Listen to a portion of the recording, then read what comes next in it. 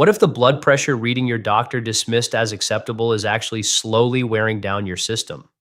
And what if the high number that caused them concern, the one that had them quickly reaching for a prescription, was actually fully normal for a person your age? While that sounds like a contradiction, after 22 years of managing cardiovascular health in seniors over 60, I have learned that the true danger does not stem from the digits themselves. Instead, the biggest risk is that patients and many physicians are simply interpreting them incorrectly. Consider a statistic that deserves serious attention. The American Heart Association reports that roughly half of all American adults suffer from elevated blood pressure. Among individuals over 60, that frequency climbs to more than 70%. This means 7 out of 10 seniors walk around with metrics that place them in the hypertensive category. Yet, a crucial fact remains largely unaddressed. Long-term findings from the Framingham Heart Study show that cardiovascular and stroke risks do not suddenly begin at an arbitrary numerical threshold. Instead, your actual risk escalates slowly and continuously, beginning far below levels most people label as dangerous. The primary concern is not merely whether your numbers look high on paper. The true question, the one that actually determines your risk of suffering a cardiac event, a stroke, or a loss of everyday independence, is high for whom? Under what conditions is it occurring? And compared to what reference point are we measuring it? Today, we are going to explore those exact details, and by the end of our discussion, you will grasp the inner workings of your vascular system much more clearly than what typical brief medical consults cover. My name is Dr. William Lee. I am a cardiologist and cardiovascular specialist, and I have dedicated 22 years to managing hypertension in adults over 60. Throughout my practice, I have spoken with thousands of older adults who are confused, worried, and deeply frustrated, sometimes advised by one clinician that their blood pressure looks great and told by another that they immediately need a stronger dosage. I routinely see individuals who are over-medicated and feeling unsteady on their feet, alongside others who are undertreated and walking toward a significant stroke entirely unaware. This ongoing confusion is not the fault of the patient. Diagnostic guidelines have shifted multiple times, and readings that were classified as safe 2 decades ago are now flagged as high risk. Furthermore, the typical methods used to monitor these numbers at home regularly yield inaccurate data. Today, we are going to resolve this confusion completely. I will clarify exactly which thresholds pose a threat after 60, relying on major clinical studies like the SPRINT trial, which revolutionized treatment paradigms for the aging population.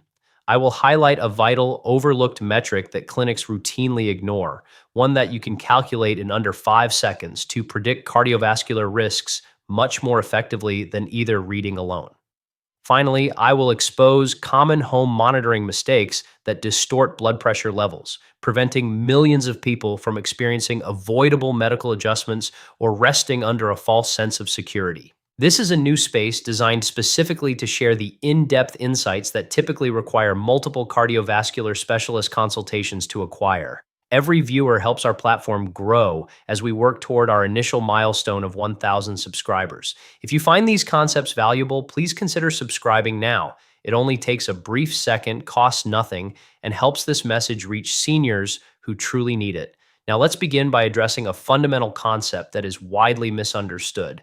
Every blood pressure assessment produces 2 figures, and the habit of focusing only on one is the very first error you want to avoid. This widespread mistake regularly leads to adverse cardiovascular incidents that were completely avoidable. To lay a proper foundation, let's explore exactly what these readings represent, because a clear understanding of these values is essential for managing your health going forward. Your higher or top reading is known as the systolic pressure. This represents the immediate physical force pushed against the arterial structures whenever your cardiac muscle squeezes. Visualize this process as an ocean wave pushing up against a rigid sea barrier during each heartbeat. Conversely, your lower number is the diastolic pressure. This measures the remaining background resistance inside your arteries during the pause when your heart relaxes to refill. Think of it as the ocean's tide level after the wave recedes, showing the persistent baseline environment that your blood vessels navigate day and night. While both figures are important, they do not hold equal relevance once you pass 60, and discovering why is a crucial lesson in senior wellness. As your body ages, the large arteries gradually undergo structural changes, growing stiffer and less compliant. When these channels become less flexible, the force from every cardiac beat strikes the walls with greater severity, as the tissue can no longer expand easily to buffer the wave. This explains why systolic pressure often rises with age, reflecting changes in vascular flexibility. This pattern is not necessarily caused by vascular disease, but rather by the changing physical traits of the vascular network over time, while your bottom number often follows the opposite trend. Because hardened blood vessels can no longer recoil effectively between beats, the diastolic pressure tends to remain flat or drop below historical baselines after 60. This dynamic creates a highly prevalent clinical profile that few older patients truly understand, classified as isolated systolic hypertension. Here, the top reading climbs while the bottom remains within target levels or drifts low, forming the leading category of high blood pressure observed in older populations. This mismatch is where generic guidance can turn hazardous. For many generations, clinicians relied on an outdated standard stating that a healthy systolic reading equaled 100 plus the patient's age.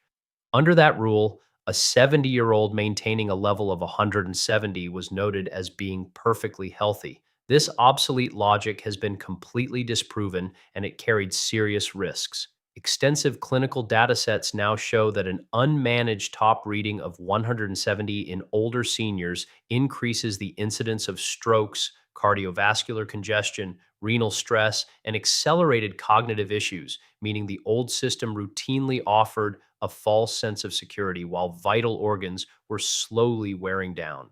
However, the regulatory corrections shifted dramatically in the opposite direction. In 2017, the American College of Cardiology reduced the official baseline of hypertension down to 130 over 80. Almost instantly, millions of seniors who had been categorized as healthy were re-diagnosed as hypertensive, even though many felt robust and displayed zero issues. This adjustment also prompted various medications to be started where they may not have been strictly required. Given these shifting standards, we must look closely at what constitutes high blood pressure for seniors, which was answered directly by the pivotal SPRINT trial, published in the New England Journal of Medicine in 2015. Enrolling more than 9,300 participants, this trial stands as one of the largest and most intensive investigations ever designed around hypertension therapy. SPRINT demonstrated that striving for a systolic target beneath 120 led to a 25% reduction in cardiovascular deaths, strokes, and heart attacks when compared to the older goal of keeping the reading below 140. Looking closely at adults age 75 and up, this strategy was even more compelling, decreasing cardiovascular issues by an impressive 33%. Yet, we must acknowledge a major life altering factor. Intensive clinical management carries significant side effects. These protocols can lead to a rise in syncopal events, unstable mineral levels, decreased renal function, and physical falls. For an older senior, an accidental slip caused by blood pressure related lightheadedness can pose just as great a threat to long term independence as the elevated vascular readings themselves. Ultimately, there is no generic target that applies to every senior. Establishing your optimal numbers requires weighing your medical history, specific health challenges, lifestyle factors, and overall vitality. Nevertheless, current research provides clear, highly helpful target zones. As I outline these zones below, alongside revealing an overlooked metric that clinics routinely ignore, you will discover a key framework that should be shared far more often. Let's break down the optimal levels according to current heart guidelines, the SPRINT trial results, and my long-term cardiology observations. For individuals between the ages of 60 and 75, a resting systolic measurement below 130 remains ideal, whereas a zone of 130 to 139 is fully acceptable provided you feel strong. Any trends landing within the 140 to 149 range warrant lifestyle shifts and structured home tracking, while consistent rest numbers of 150 and up are elevated and indicate the need for proactive medical intervention. Looking at seniors past age 75, aiming for a systolic target under 140 is generally a balanced focus, while a zone of 140 to 149 is acceptable depending on overall stability and the potential risk of lightheadedness. Values resting steadily at 150 or above are elevated for any older adult, whereas keeping the diastolic number under 80 remains the most supportive level. A bottom number in the 80 to 89 range calls for steady tracking, and consistently seeing 90 or higher indicates unwanted vascular stress on your primary organs. Let us pivot to that hidden value I mentioned earlier. You can evaluate this vital third measurement from your daily monitoring results in under 5 seconds, and scientific data demonstrates that it is one of the clearest ways to predict arterial concerns in seniors.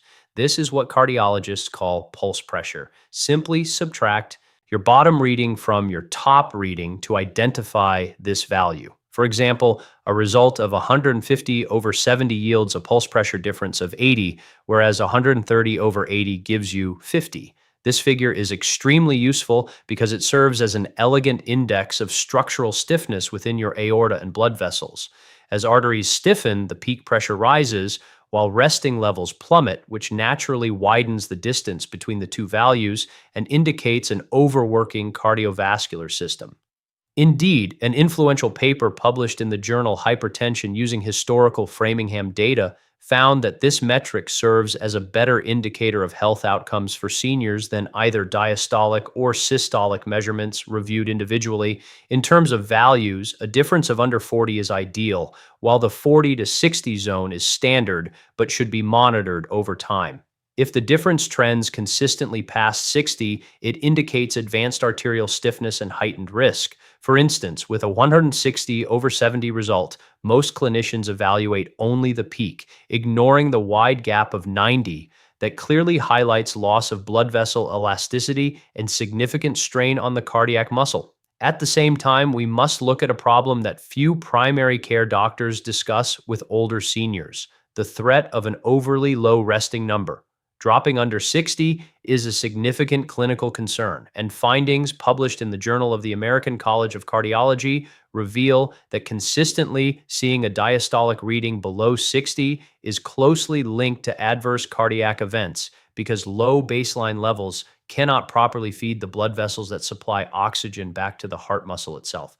This exact scenario happened to a patient I'll call Walter, a 74-year-old retired tradesman from Tennessee who arrived at my clinic on 3 active medications.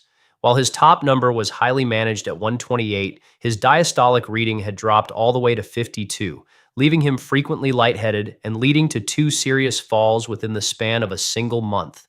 Walter didn't require treatment for cardiovascular events. Instead, he was overtreated. Because the resting phase had been pushed so low, his heart and limbs were running out of essential circulation as soon as he stood up.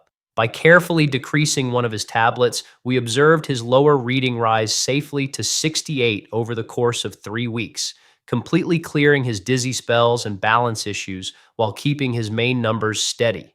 His general provider was so centered around keeping his top number down that the collapsing resting level went completely unnoticed, showing why you must monitor the relationship between both figures and guard against a diastolic reading under 60. Let me check in with you. Do you have a current understanding of your general numbers rather than outdated figures from a doctor's visit last year? Have you ever calculated the difference to find your pulse pressure? Feel free to post your results below as I pay close attention to the feedback shared here. In our next section, I will show you several basic measuring habits that consistently distort clinical tests, resulting in incorrect drug changes, and how to track your blood pressure properly at home. Before reviewing optimal tracking techniques, we should explore why standard tests can easily display elevated values. These positioning errors are significant and can inflate your baseline values by up to 30 extra points. Such phantom spikes regularly determine whether you leave a checkup with a clean slate or walk out carrying prescriptions you don't actually require. The first common mistake is beginning your measurement immediately without any pre-rest period. During standard visits, you enter the building, approach reception, travel down a long corridor, sit upright on a high examination bench, and have a nurse attach a blood pressure sleeve within the minute. Research indicates this method is highly prone to distortion, and a review in Hypertension notes that omitting a simple 5-minute break inflates systolic values by 15 points compared to sitting in a peaceful space, transforming a completely fine 138 reading into an alarming 148. Our second common issue is continuing a conversation while the device is inflating, which studies show increases resting values by an additional 10 to 15 points.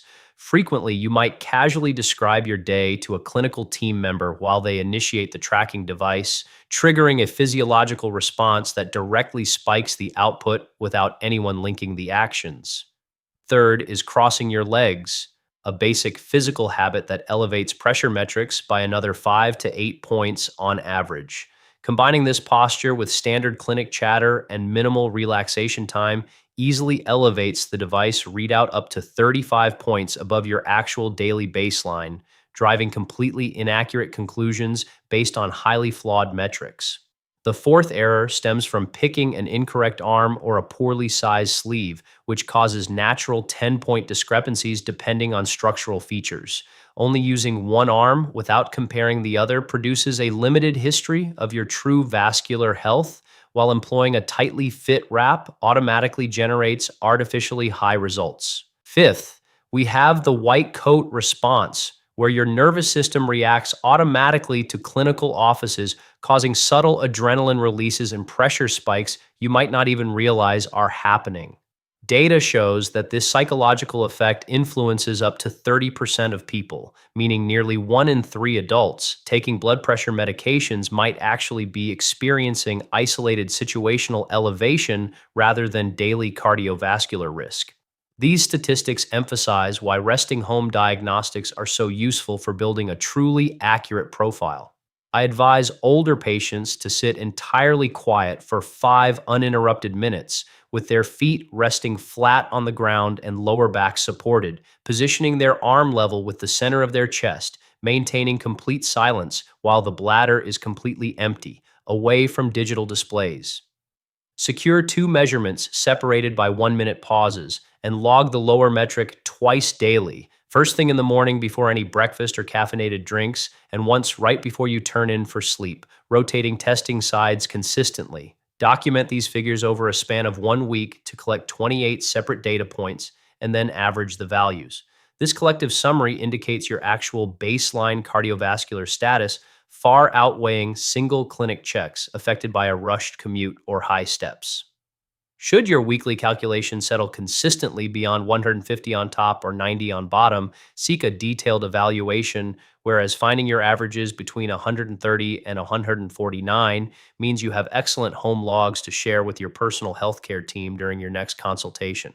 Now that we've reviewed correct levels, the significance of pulse pressure, and proper tracking procedures, let's explore one final and highly crucial topic that is vital for your peace of mind. Many patients frequently ask about the clear differences between high readings that merely require close home monitoring versus those that constitute a true health crisis. Gaining clarity on what signs demand immediate hospital support can make a major difference in protecting your life during a vascular episode. It is common to misunderstand how true cardiovascular emergencies develop, as seeing an isolated, significantly high figure does not instantly indicate an emergency on its own. While that seems unusual, a result like 170 over 95 often sparks immediate worry, causing many people to feel like they must quickly rush to a nearby emergency room. Sometimes that prompt response is appropriate, but frequently these elevations represent temporary changes driven by current stresses, minor discomforts, dietary elements, or even worry generated by looking at the blood pressure device itself. To properly identify a temporary pressure spike from a true vascular emergency, pay close attention to your body's physical sensations. Having an elevated read without experiencing additional symptoms means you should rest and monitor things, whereas feeling unwell means you need to prioritize immediate help. If your readings climb past 180 on top or 120 on the bottom alongside feeling an unusually sharp headache, acute pressure in your chest, noticeable difficulty catching your breath, partial visual loss or blurring, unexpected disorientation, or numbness down one side of your limbs, call emergency services immediately. These distinct red flags describe a hypertensive crisis pointing toward direct, immediate stress to your internal systems, specifically the renal pathways, eyes, cardiac tissue, and cerebral function. According to reports published in the medical journal Circulation, experiencing a sudden, unmanaged hypertensive crisis presents notable long-term concerns when untreated, carrying a substantial health risk for the following 12 months. However, if your measurements are elevated at 170 over 95, but you display no headache, tightness in the chest, or visual anomalies, you are navigating a medical urgency rather than an immediate emergency, which represents an important clinical distinction. Gently find a seat, breathe deeply for a few minutes, let yourself rest, and test again. Typically, simple rest reduces peak readouts by around 20 points within 10 minutes. Though if those numbers persist above safe limits despite your best efforts to relax, schedule a time to follow up with your doctor later that day. Consider the story of a patient named Dorothy, a 68-year-old retired administrator from Ohio who once contacted our staff in deep worry when her tracking device read 182 over 98, causing her to get ready to travel to an emergency room.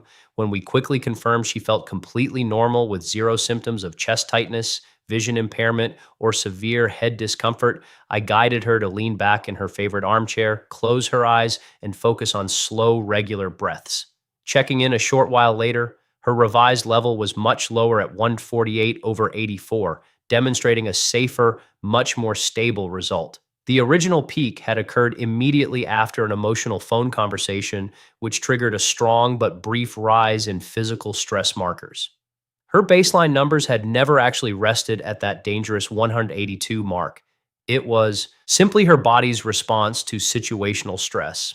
In the end, Dorothy didn't need hospital services. She just needed a calm space to catch her breath. This example highlights an essential point. We focus on ongoing patterns rather than minor, isolated increases. While a solitary elevation offers a single baseline measure, a continuous history of high tracking over 2 weeks establishes a genuine cardiovascular pattern. It is vital to recognize these shifts and know when immediate action is necessary. If your figures rise past 180 over 120 while accompanied by any acute cardiovascular symptoms, skip checking your metrics a second time and contact local emergency teams immediately, since protecting vital structures from crisis requires prompt treatment. Discerning typical spikes from severe issues is one of the most practical self-care rules to discover, as too many people only learn this after spending unnecessary hours at local clinics. To conclude, our goal today is to replace your worries with structured information and reliable tools to navigate your health safely.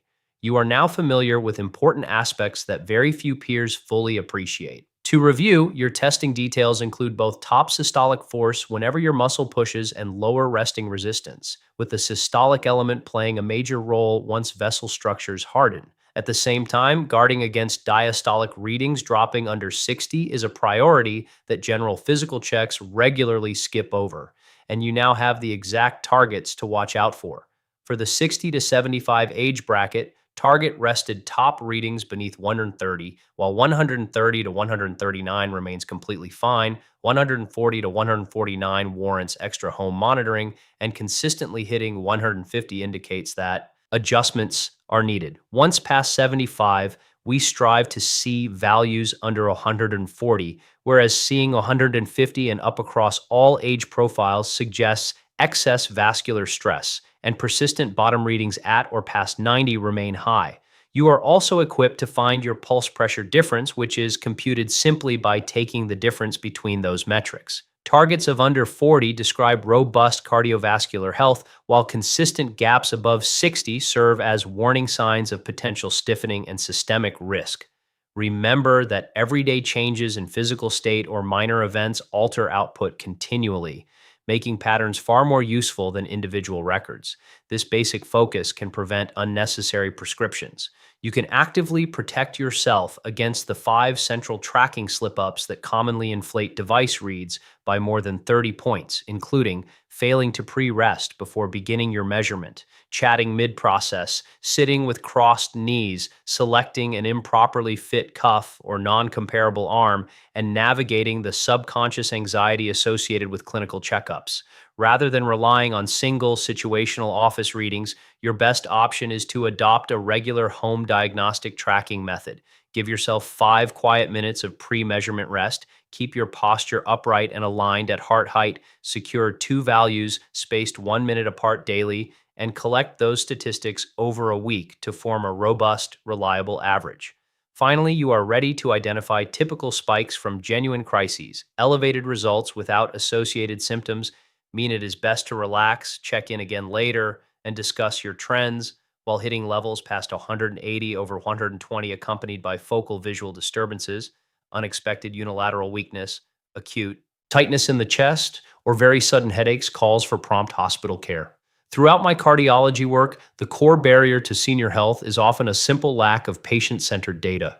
Overtreating because of anxiety-induced clinic metrics or undertreating because of spotty records are completely avoidable hurdles once we help patients feel secure in finding their real home values. Empowering yourself with verified, systematically collected observations allows you to collaborate effectively with your clinical team, evaluate options with clear perspective, and identify true health threats before they develop.